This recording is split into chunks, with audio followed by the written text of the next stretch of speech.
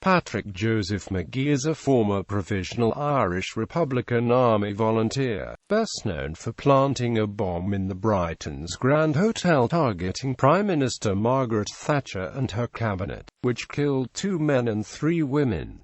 He is sometimes referred to as the Brighton bomber.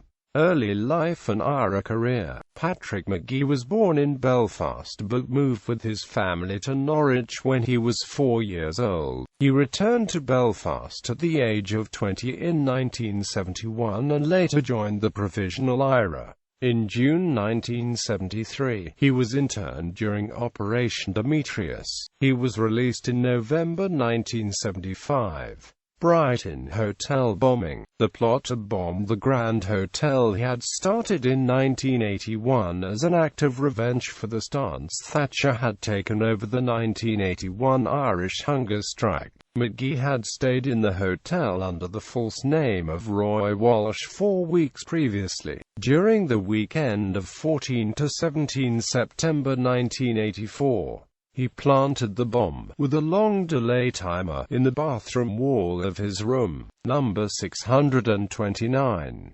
The bomb exploded at 2:54 a.m. on the 12th of October 1984, killing 5 people and injuring 34. He was arrested in the Queen's Park area of Glasgow on the 22nd of June 1985 with other members of an active service unit, including Martina Anderson, while planning other bombings. At his trial in September 1986 he received 8 life sentences, with the judge branding him a man of exceptional cruelty and inhumanity. While in prison, he completed a PhD examining the representation of Irish Republicans in Troubles fiction. In August 1997, he married for a second time.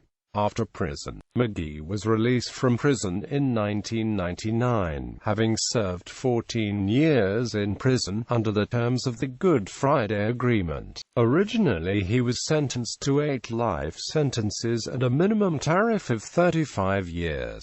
Jack Straw, the then Home Secretary, attempted to block Magee's release, but this was overturned by the High Court. He continues to defend his role in the blast, but he has expressed remorse for the loss of innocent lives. One of the victims of the bombing was Sir Anthony Berry, whose daughter Jo Berry publicly met Magee in November 2000 in an effort at achieving reconciliation. They have met publicly on more than 100 occasions since the date. Harvey Thomas, a senior advisor to Thatcher who survived the bombing, forgave Magee in 1998.